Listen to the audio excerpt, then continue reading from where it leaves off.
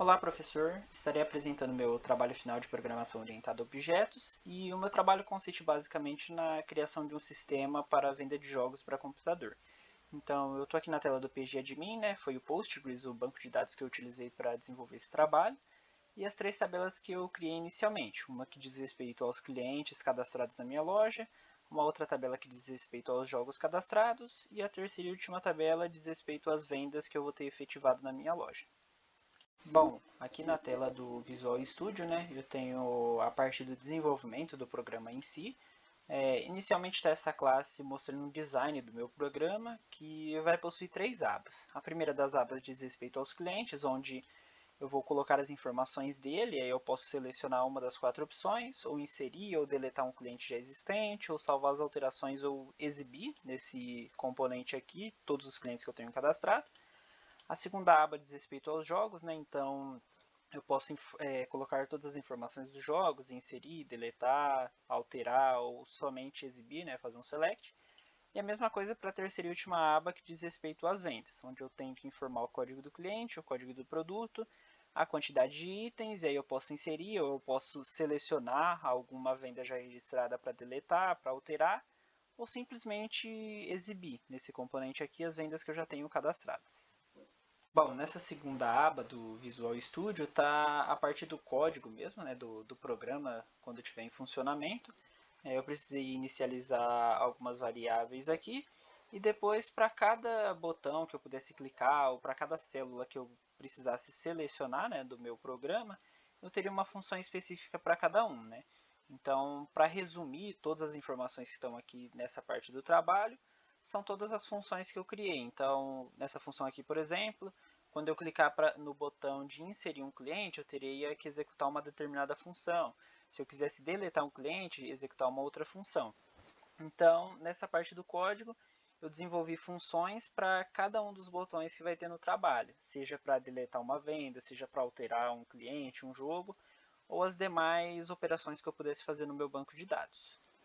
Bom, então aqui nessa outra aba do Visual Studio, né, teria o código da principal classe que eu precisava desenvolver, que é uma classe que eu chamei de DAL, responsável por estabelecer a conexão com o banco de dados.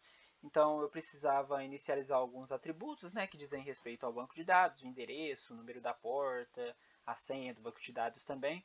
Eu fiz um construtor aqui também para essa classe, né, onde eu iria definir uma string que contesse as informações do banco de dados.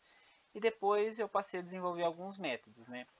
Então esse primeiro método, chamado getTodos, ele vai fazer um select em cada uma das tabelas.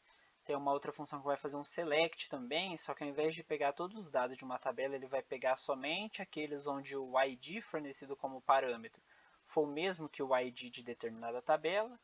Depois eu criei mais três métodos para fazer a inserção de novos dados, né? Então um método para inserir um cliente, para inserir um jogo ou para inserir uma venda.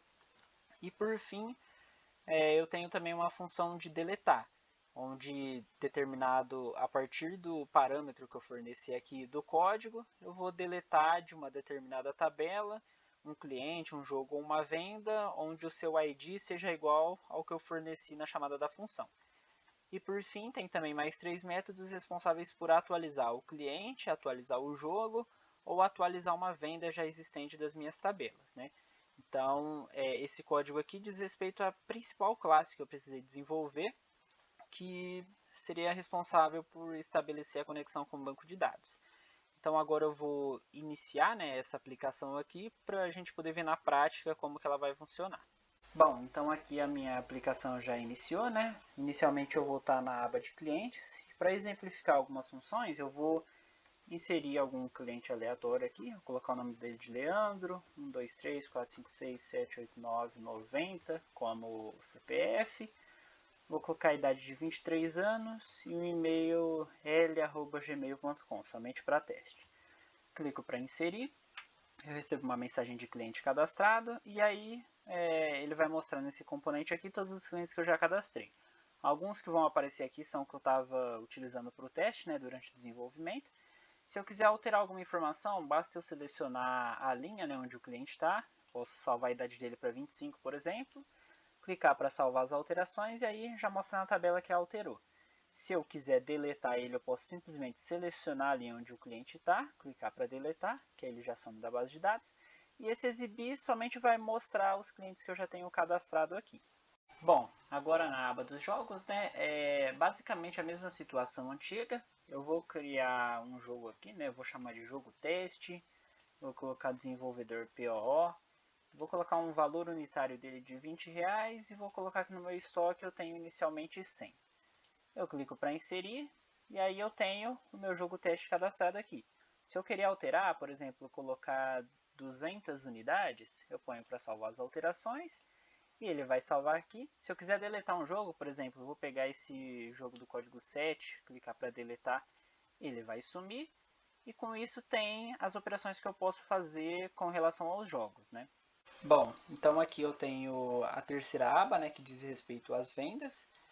Para exemplificar, eu vou selecionar um dos clientes que eu tenho cadastrado, né? Por exemplo, eu vou selecionar o Dário, que ele tem o código 14. Vou pegar esse jogo teste, que tem o código 9, e vou realizar a compra de uma unidade apenas.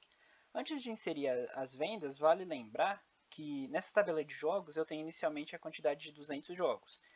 A partir do momento que eu inserir a venda vai estar registrada na minha tabela e quando eu atualizo os jogos vai para 199. Por quê?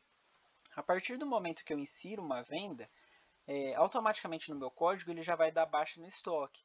Dessa forma eu consigo manter um sistema integrado e eu acabo evitando com que um jogo seja comprado em quantidade maior do que ele tem disponível no estoque, né? Uma forma de blindar desse erro que pode acontecer.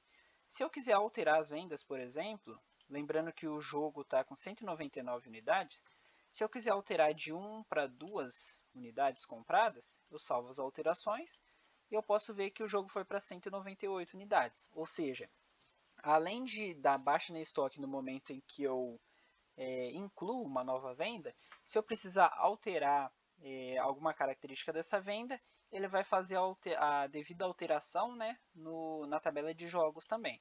A mesma coisa acontece se eu quiser deletar.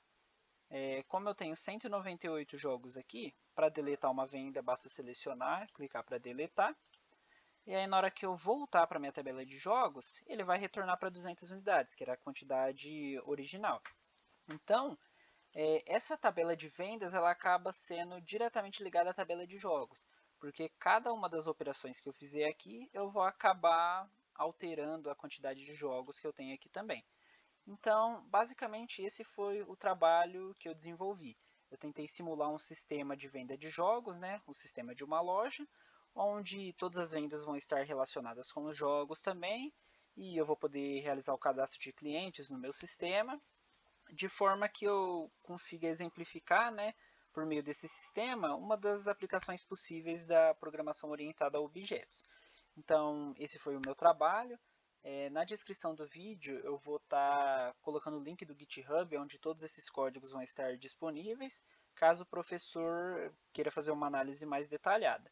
Então é isso, espero que o professor tenha gostado do trabalho e até mais.